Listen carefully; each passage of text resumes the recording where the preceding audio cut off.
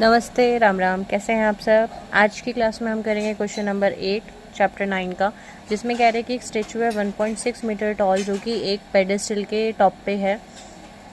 From a point on the ground the angle of elevation of the top of the statue is 60 degree and from the same point the angle of elevation of the top of the pedestal is 45 degree. Then find the height of the pedestal.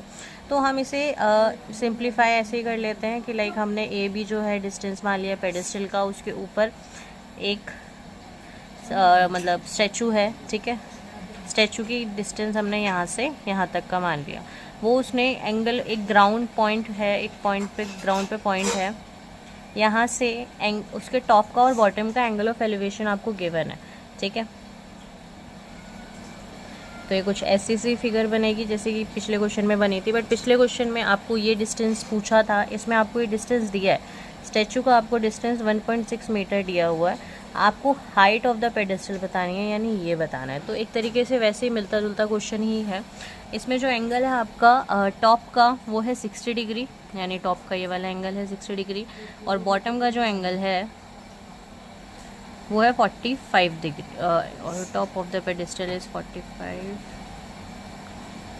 Top of the statue के top का है 60 degree और pedestal का top यानी ये यहाँ पे है 45 डिग्री। तो आपको हाइट ऑफ द पेडेस्टल बतानी है। तो सिमिलरली हम इसमें भी क्या करेंगे, पहले आप ये वाला ट्रायंगल ए बी सी लीजिए, देन आप triangle A B D B C लीजिए। तो in triangle A B C हमारे पास ए बी सी के अंदर एंगल 45 डिग्री है, ठीक है। 45 डिग्री है, तो इसको मैंने बी सी को डिस्टेंस y माना है, ठीक है।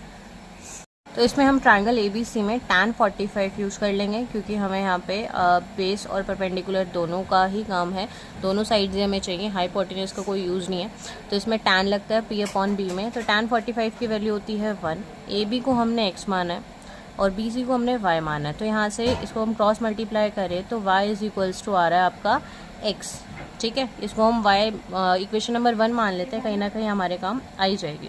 अब हम ट्रायंगल लेंगे बड़ा वाला, in triangle D B C के अंदर जो है एंगल आपका पूरा 60 डिग्री है, तो हम यहाँ पे tan 60 का यूज़ करेंगे। tan 60 is equals to B D, जो डिस्टेंस है बी डी अपॉन में सेम बी सी, ठीक है।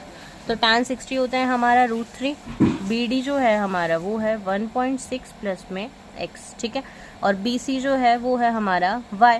तो यहाँ से मैं y की जगह x लिख लूँ, क्योंकि मुझे यहाँ पे x दिख रहा है। तो हम यहाँ पे √3 इसको मल्टीप्लाई में ले आए, तो y की जगह मैंने x लिख दिया, क्योंकि यहाँ पे हमने बोला है कि y x के बराबर है, तो आप y की जगह x भी रख सकते हो। तो 1.6 प्लस x। अब हम x को एक तरफ कर लेते हैं, तो √3x minus x is equals to 1.6। यहाँ तक समझ आया। जो है यहाँ से जो है x अगर हम कॉमन ले लें तो हमारे पास √3 माइनस 1 इज इक्वल्स टू आ जाएगा 1.6। तो x की वैल्यू आ रही है 1.6 अपॉन में √3 माइनस 1। बट यहाँ पे ये सवाल ख़त्म नहीं होता है, इसको हम आगे रैशनलाइज करेंगे, क्योंकि मैंने आपको बोला हुआ है रूट में हम नहीं छोड़ते हैं। रैशनलाइज में हम सेम नंबर लेते हैं ऊपर नीचे मल्टीप्लाई करने के लिए, बट साइन हम उल्टा लेते हैं, ठीक है। तो इसको इससे इंटू करेंगे तो 1.6 √3 प्लस में 1.6 डिवाइड में √3 माइनस 1 और √3 प्लस 1 जो है √3 का स्क्वायर माइनस 1 का स्क्वायर बन रहा है, ए स्क्वायर माइनस बी स्क्वायर। तो हम 1.6, एक बारी को चलो मैं इंटू नहीं करती हूँ, मैं वापस इसे कॉमन ले लेती हूँ।